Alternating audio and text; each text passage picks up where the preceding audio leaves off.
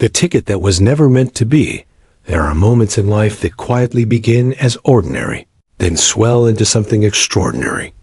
Not because of what was planned, but because of who chooses to stand when the world insists they sit down. This is one of those moments. And it all started with a plastic folding chair, a wrinkled ticket, and a mother's quiet determination that Evelyn Marsh was not someone you'd notice in a crowd. She never sought attention, never raised her voice, and never imagined herself at the center of anything headline-worthy.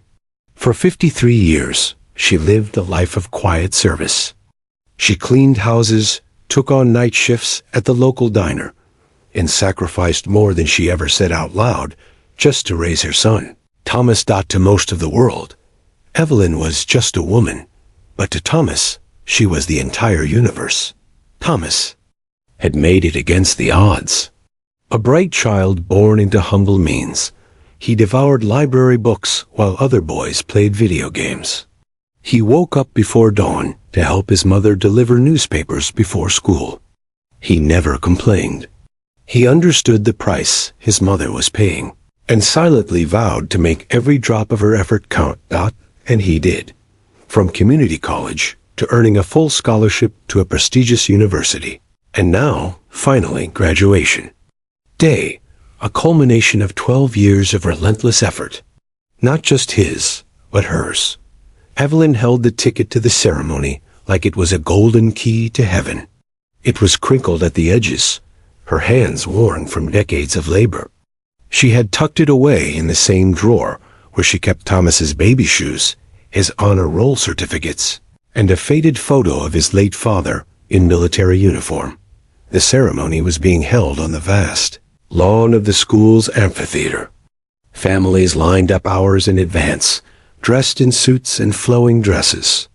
Evelyn had come early, wearing her best, a modest navy blue dress she had sewn herself, and a wide-brimmed hat to shield her from the July sun.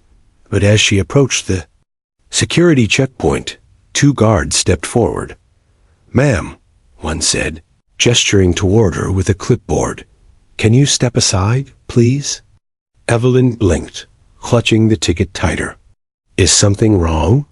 The second guard, taller and younger, gave a rehearsed smile. "Your ticket appears to be for the overflow seating.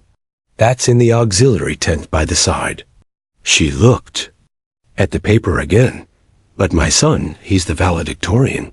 He's speaking. He asked the dean to reserve me a front row seat. He told me himself." The first guard didn't even glance at the ticket. "I'm sorry, ma'am. We're just following instructions." Evelyn's heart pounded. She had waited years for this. Missed birthdays, skipped meals, fought back tears in silence. This moment, watching Thomas walk across that stage, it meant everything. And now, with just a wave of the hand, they wanted to push her out of sight? She tried to explain, her voice cracking, but her words were drowned in the chatter of wealthier parents breezing past, their designer handbags flashing under the sunlight, their tickets scanned without so much as a glance. Evelyn, in her worn dress and hand-sewn hat, did not fit their image. "Ma'am, you're blocking the entrance. Please step aside." But she did not move. Not yet. What happened next would be talked about for years. As she stood there, uncertain whether to cry or scream or simply walk away in silence, something shifted. From across the lawn, 6 figures in full dress uniform approached. Sharp, precise, commanding, like something out of a movie. They did not blend in. They did not shuffle. They moved with purpose, boots clicking against the pavement. Eyes forward. All 6 were United States Navy SEALs, and they were coming straight for Evelyn. She did not know why. She had no idea how they found her. But the crowd around her went still as the tallest one stepped between her and the guards. "Is there a problem here, Mom?"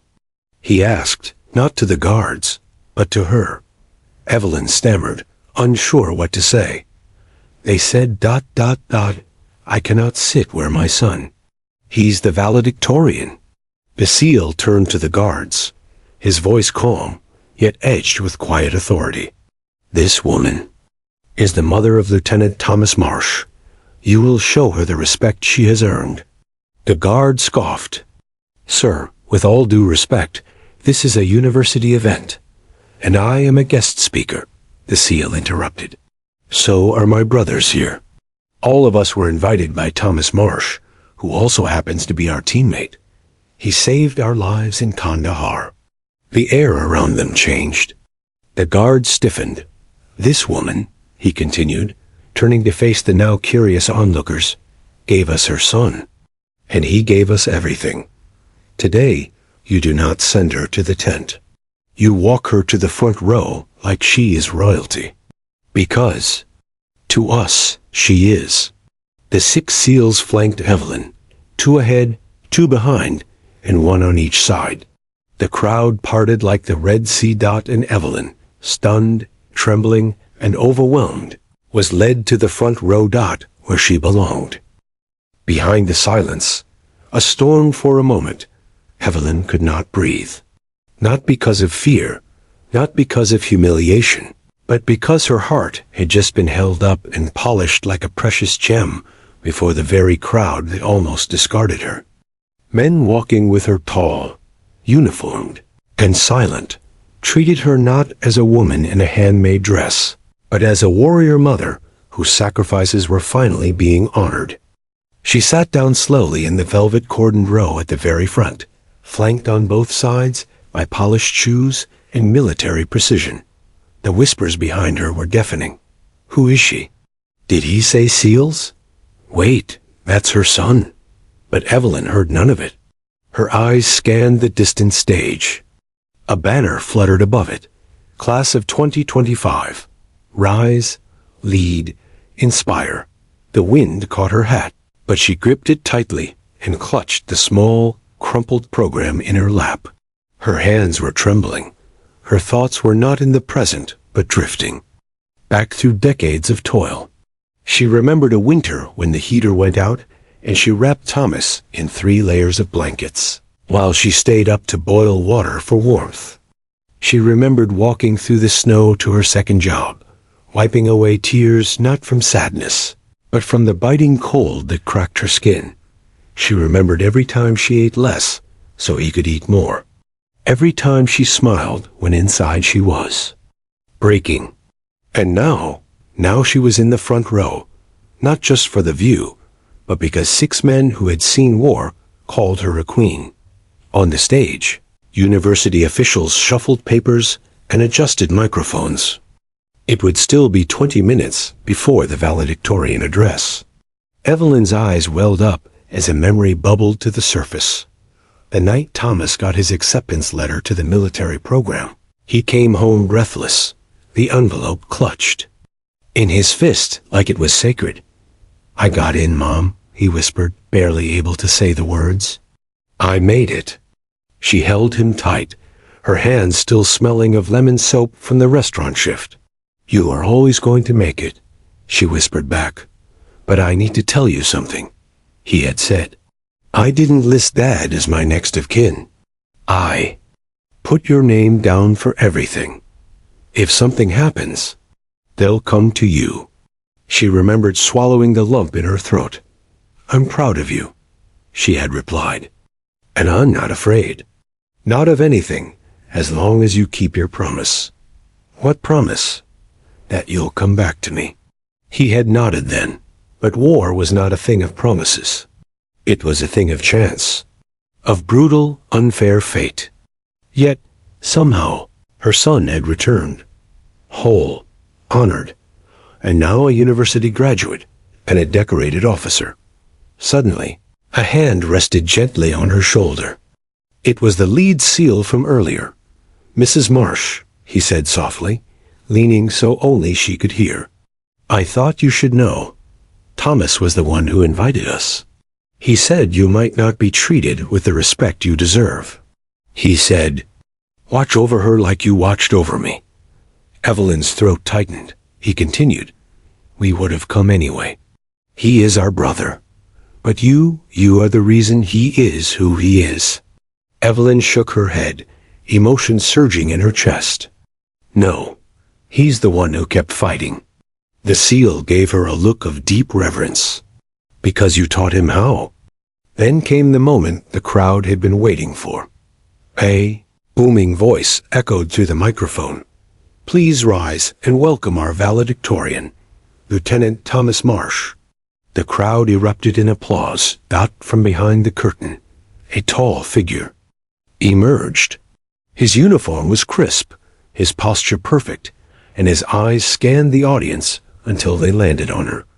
Evelyn, she gasped, not because of the medals on his chest or the confidence in his stride, but because in that one look, she saw the same little boy who used to tug at her apron, asking for another pancake. That same boy was now a man, and the world was finally seeing what she had always known. Thomas stepped up to the podium, cleared his throat, and looked down at his notes. Then he paused. I wrote a speech, he began. I had every intention of quoting philosophers, weaving in references to leadership, courage, and the future. But I have to be honest, I threw it out last night. The crowd laughed gently, because I realized there's only one story I need to tell. And it starts with a woman sitting in the front row. Heads turned. All eyes found Evelyn. My mother, he said, voice steady, is the reason I am standing here. Not because she pushed me to be perfect, but because she showed me what strength really is. She showed me how to rise again and again, even when the world knocked her down.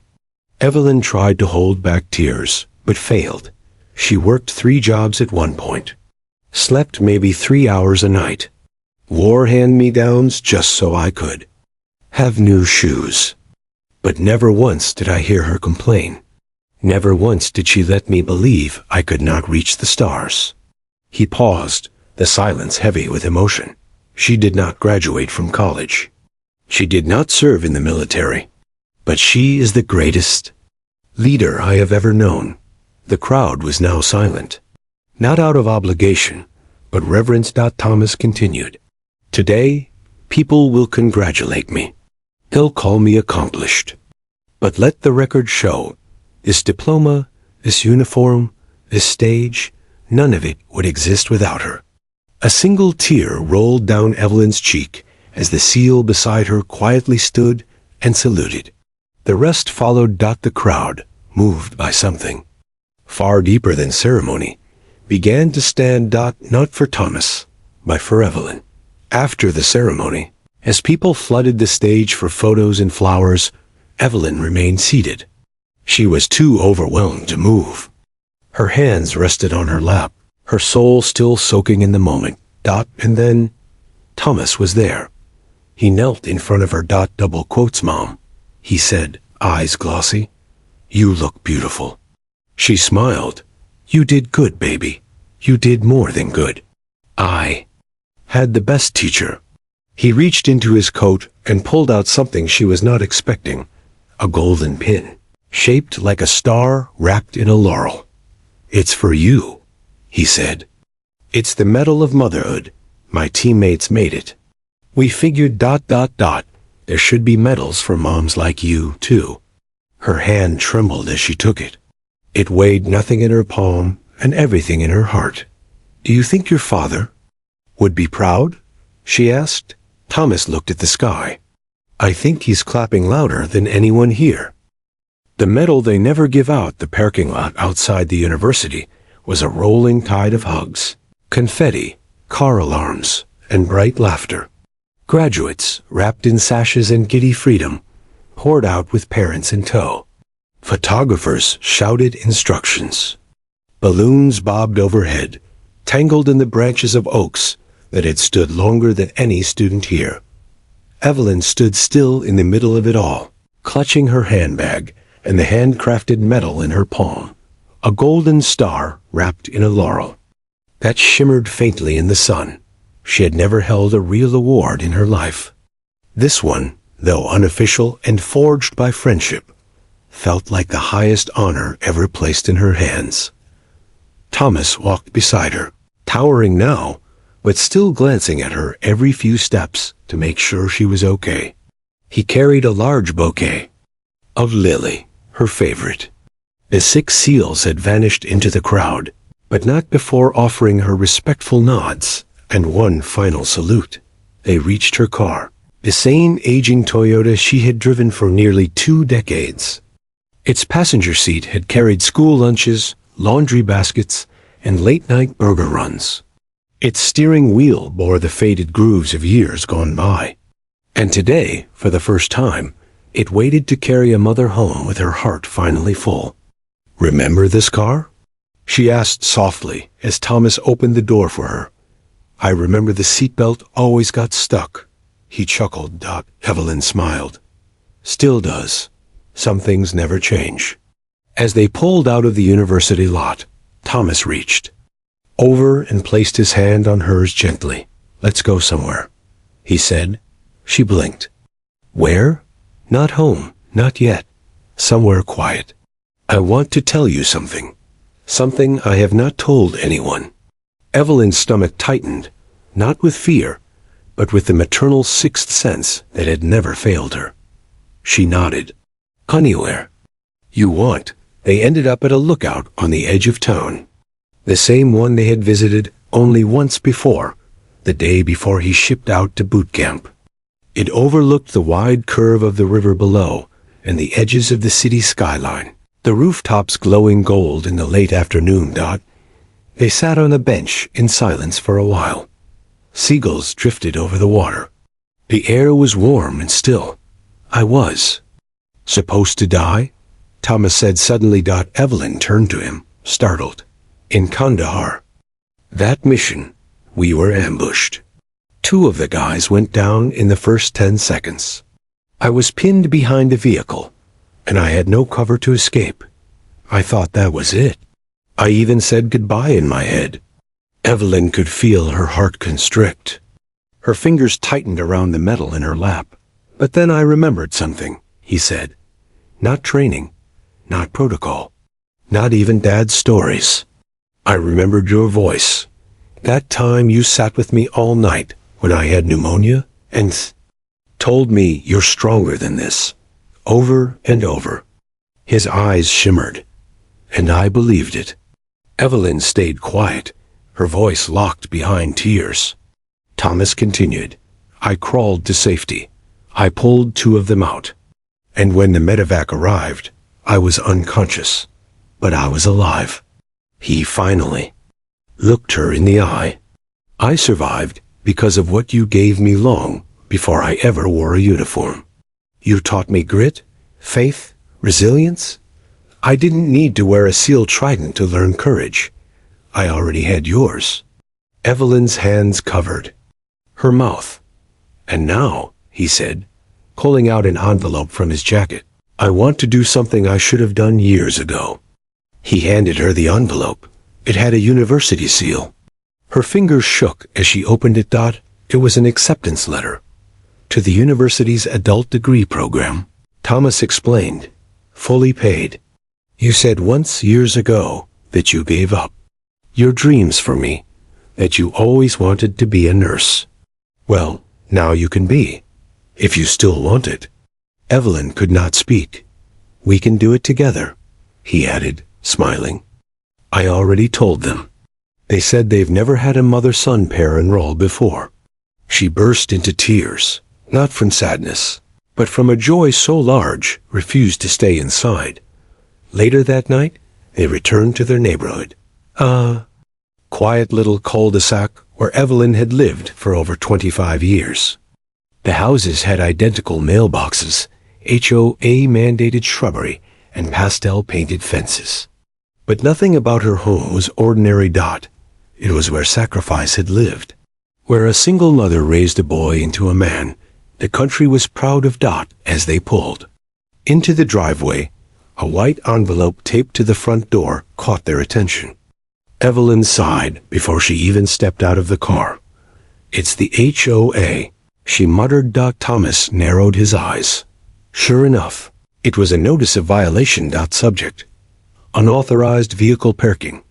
Dear resident, your vehicle was observed parked in the driveway during non-designated hours. This is your second offense. Please be advised that further violations will result in penalties. Thomas's jaw clenched. They're still doing this. They always have, Evelyn said, ever since you left. They pick one person every month to enforce the rules. Makes them feel powerful. And they picked you? I'm an easy target. No fancy car. No political ties. Just me and a driveway with a crack in it. Thomas crumpled the paper. This ends now. She placed a hand on his arm. No fighting. I'm not fighting. I'm fixing. The next morning, Evelyn found Thomas outside early, scrubbing the mailbox, repainting the fence, and polishing the welcome sign she had forgotten she even owned. Trying to impress the HOA board? She teased. He grinned, trying to make them run out of excuses. That afternoon, Thomas walked into the HOA office with his medals pinned, his graduation sash over his shoulder, and a binder full of documented harassment Evelyn had endured. Over the years, unannounced inspections, multiple false violation notices, and a denied request to install a small garden bench because it did not match the community aesthetic. He placed the binder on the table. You want to talk about violations? He said to the stunned HO woman. Let's talk about yours. He did not raise his voice. He did not need to. His presence, his words, and the facts were enough. The room went quiet. The following week, the board issued a formal apology. Evelyn's so-called violations were wiped clean. And for the first time, she was offered a seat on the committee, which she politely declined. She had better things to do now, like study. The garden that grew anyway. The apology from the HOA came in a single envelope, typed and sealed with all the robotic formality they could muster. We extend our formal apology for any unintended inconvenience caused. The previous citations issued to your property have been expunged. Unintended inconvenience? Evelyn read it twice, then slid it into the drawer next to a growing collection of her son's awards. The same drawer that now held the Medal of Motherhood, the crumpled graduation ticket she refused to throw away, and the university acceptance letter with her name on it. She smiled faintly. Her world had shifted, not because the HOA had finally recognized her, but because she had. The university's adult program started in just 3 months. Evelyn, who once spent her evenings ironing uniforms and washing floors, now found herself studying basic anatomy textbooks and taking online courses about medical terminology. Thomas, in between reserve duties and guest lectures, would sit with her at the kitchen table.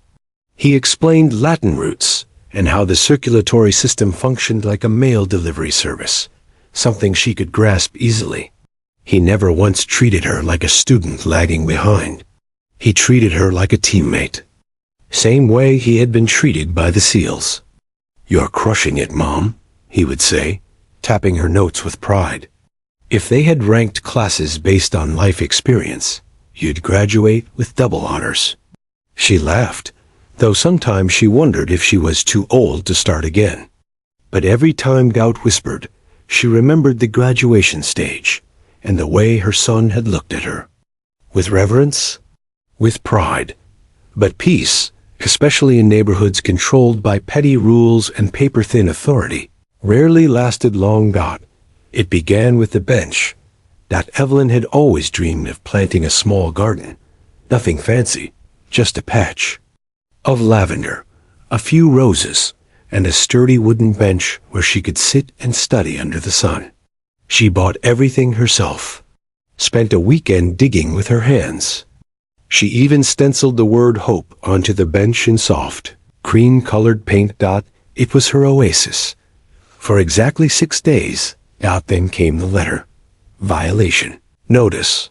Unauthorized landscaping and unapproved fixtures. The paper was left without envelope or courtesy. Nailed directly to the bench post. Thomas found it first.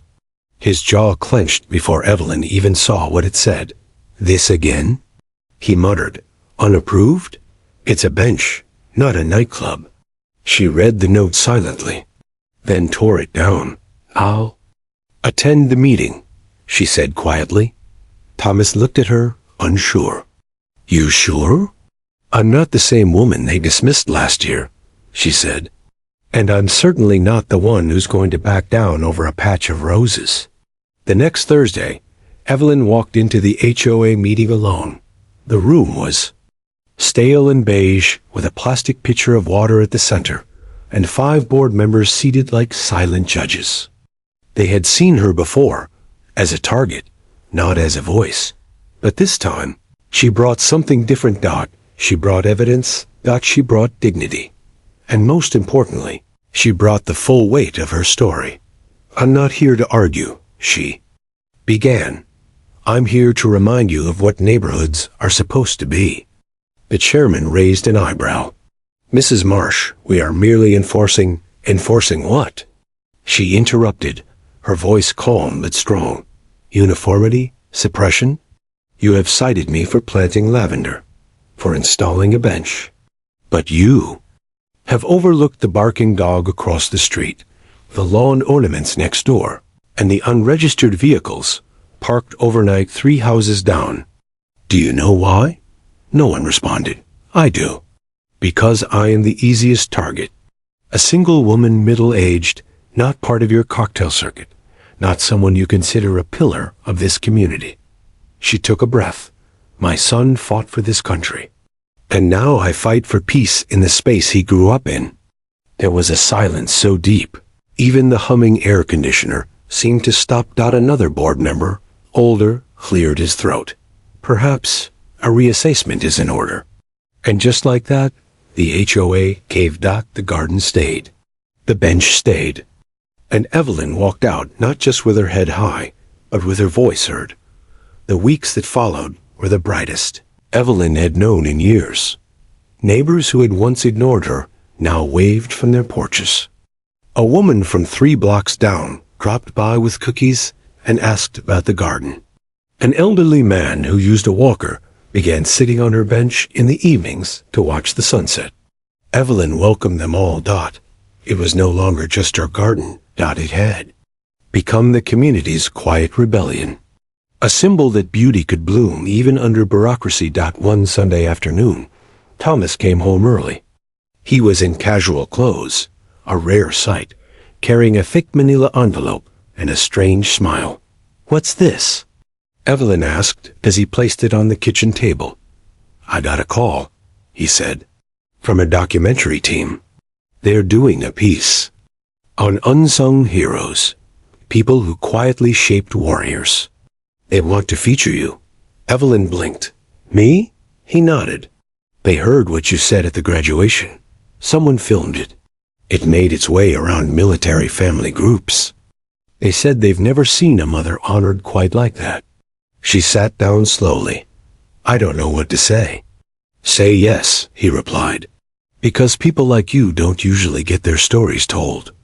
And because there are thousands of other moms, dads, aunts, and grandparents out there doing what you did. They need to know they're seen too. She opened the envelope. Inside were interview questions, a consent form, and a handwritten note from the director. Your story is not just about raising a hero. It is about becoming one. Thank you for showing us what quiet greatness looks like. Evelyn agreed to the documentary. Not for the fame, not for attention, but for the others like her, the invisible warriors of ordinary life. The film aired 6 months later, titled The Bench at Willow Creek, A Mother's Journey. It was viewed by millions. Her garden became a landmark, and a plaque was installed. At the foot of the bench, donated by a veterans organization. It read, For the mothers who fought battles no one saw, and raised the warriors the world will never forget. When the world finally watched autumn, arrived with a breath of gold and rust. The once vivid blooms in Evelyn's garden faded into softer hues.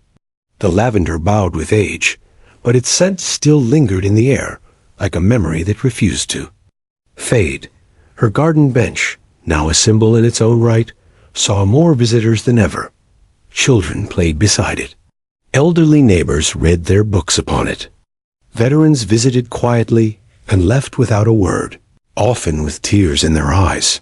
Evelyn had become, in a strange and humble way, a symbol herself, not of grand speeches or fame, but of perseverance and maternal strength.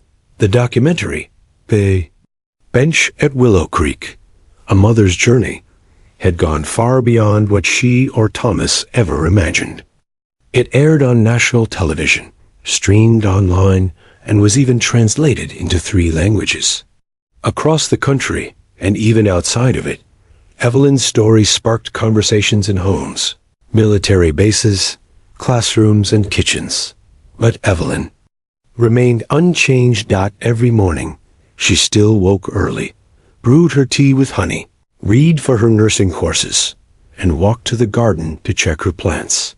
She still waved at every dog walker, still offered lemonade to children on hot days, and still wrote letters by hand to Thomas, even when he was stationed just 2 cities away. She remained simple, but now the world saw the power in that simplicity. One Thursday morning, a navy blue sedan with government plates pulled up to her driveway. Evelyn, pulling weeds near the curb, stood slowly, brushing her hands clean on her apron. A tall man stepped out, dressed in a formal blue blazer. He had a clipboard, a warm smile, and an aura of diplomacy.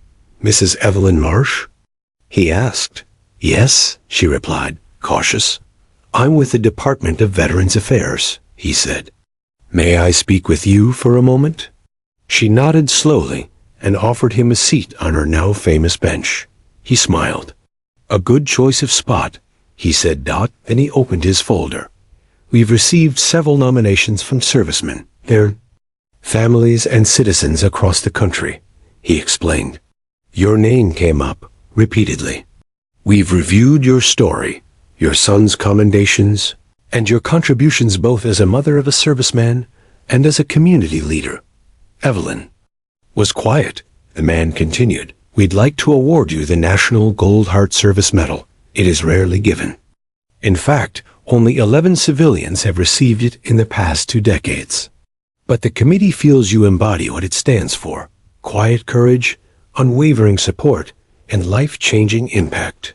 Evelyn blinked, unsure if she had heard him correctly. "But I am not a soldier.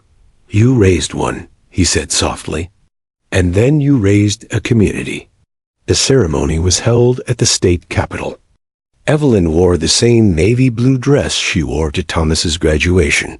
This time, ironed crisp and paired with a silk scarf Thomas had gifted her. The audience included city leaders, military generals, and families who had driven hundreds of miles just to meet her. At the podium, a senator described her as a living example of the American spirit, someone who reminds us that strength does not always shout. Sometimes it whispers and still changes the world. When the medal was placed around her neck, Evelyn felt the same way she had the day the SEALs escorted her to the front row. Visible, respected, belonging. When they returned home, Thomas wrapped her in a hug, whispering, "You earned it, Mom. You always did." They just finally caught up. But Evelyn, ever grounded, simply tucked the medal into the same drawer where she kept all the others. Not for vanity, but for memory. Meanwhile, the HOA committee had shifted its tone entirely. Where once there was tension, now there was admiration, perhaps even fear. The new president, a younger woman named Elise, had grown up in the neighborhood and watched Evelyn's story unfold on TV. "I just wanted to say," Elise told her one afternoon as they stood beside the garden, "that you've taught us more about leadership than all the bylaws combined." Evelyn chuckled. "I did not teach. I just refused to move." Elise smiled. "That's what makes you a teacher." But even the strongest souls carry scars that the world never sees. One evening, as the sun sank behind the maple trees, Thomas found Evelyn sitting quietly at the bench. She was staring out at the fading light, her hands folded in her lap, her face lost in thought. "Everything okay?" he asked gently. She took a moment before answering. "Sometimes I think about all the women like me who did not get medals, who lost their children in war and still showed up to work the next morning, who raised sons and daughters and never got a thank you. I think about them." Thomas sat beside her. "They're watching you now, but is it enough?" She whispered.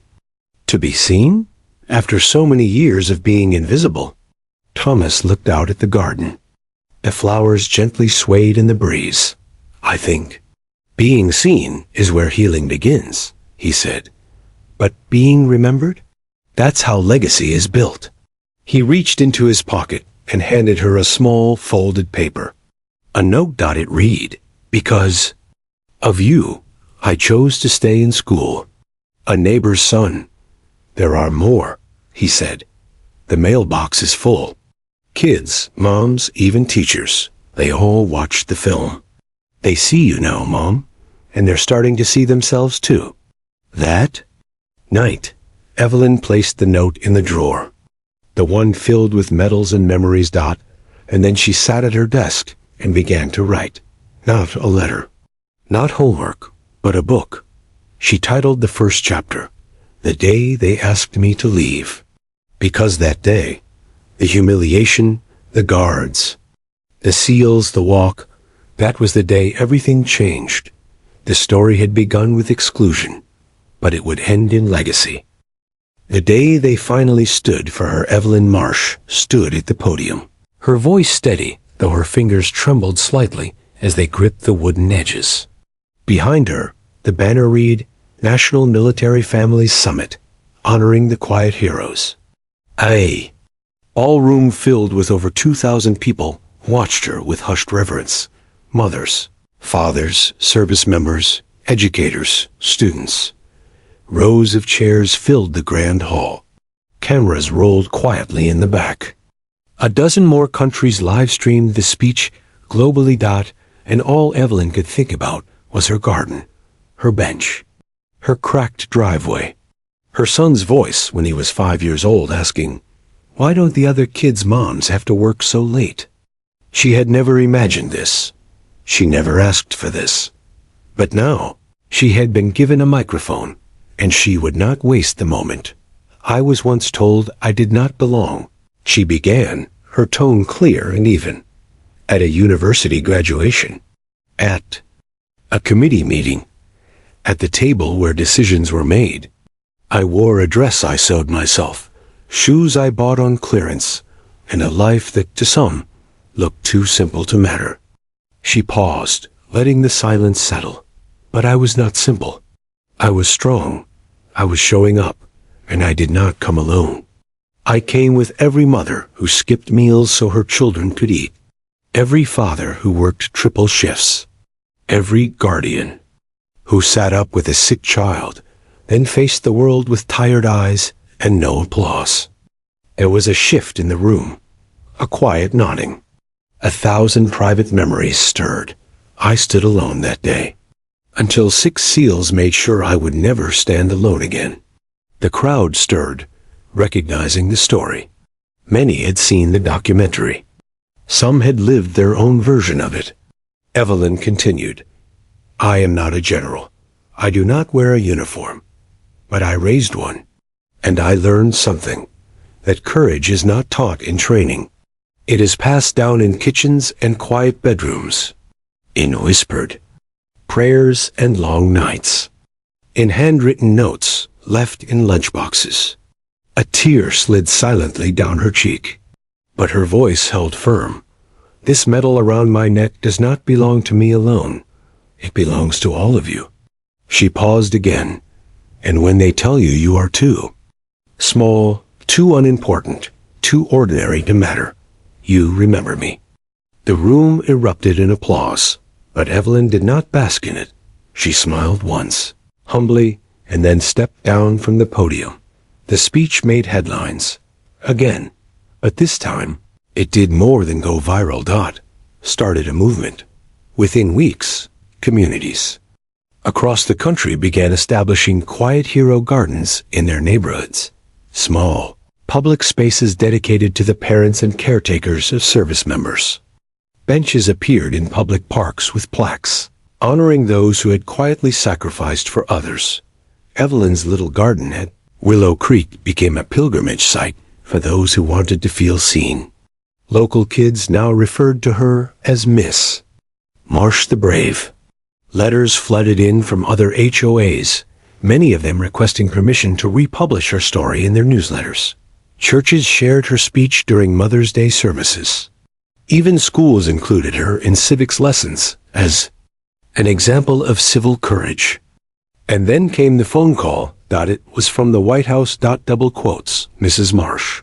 The woman on the line said with practiced poise, "The First Lady would like to invite you to a roundtable discussion on community resilience and military families.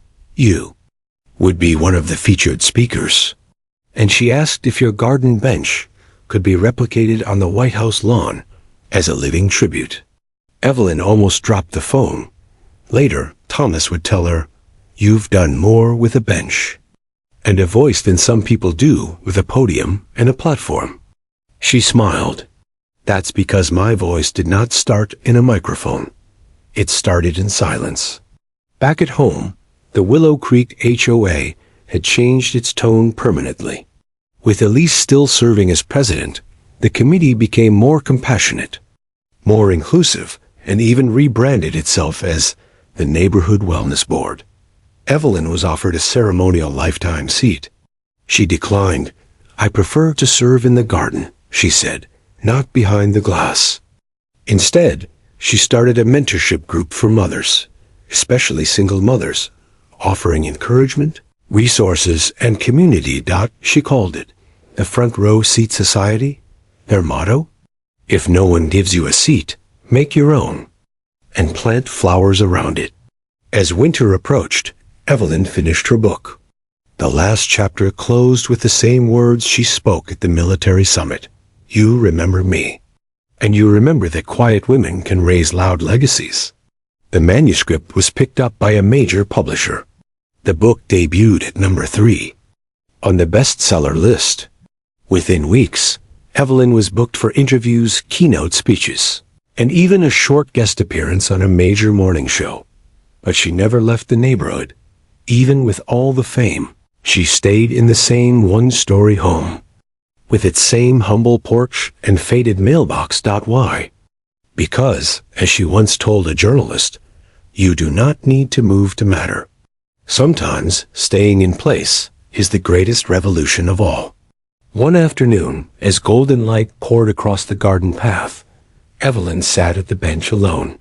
Her nursing textbook was open on her lap, her fingers skimming the edge of a page on cardiac anatomy.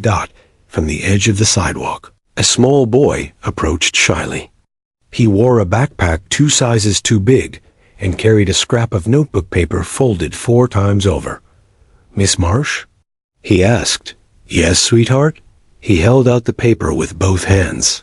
She unfolded it slowly. It read, "When I grow up, I wanna be kind like you." She smiled and then cried, not because she was sad, but because that simple sentence had weighed more than any medal, any speech, or any stage she had ever stood on. She pulled the boy gently into a hug. "You already are," she whispered. That night, Thomas returned home for dinner. They sat in the same kitchen where everything had begun. 2 plates, 2 cups, 1 story bigger than both of them combined. "I've been thinking," he said, stirring his tea, "after I retire from active duty, I think I want to teach. Maybe work with veterans, help them tell their stories." Evelyn smiled. "I think that would be the greatest tribute to your journey." He looked around the room, eyes landing on the drawer filled with medals and mementos. "It's strange," he said. "All of that started with one moment that day. The day they asked you to leave." She nodded slowly. "And I chose to stay."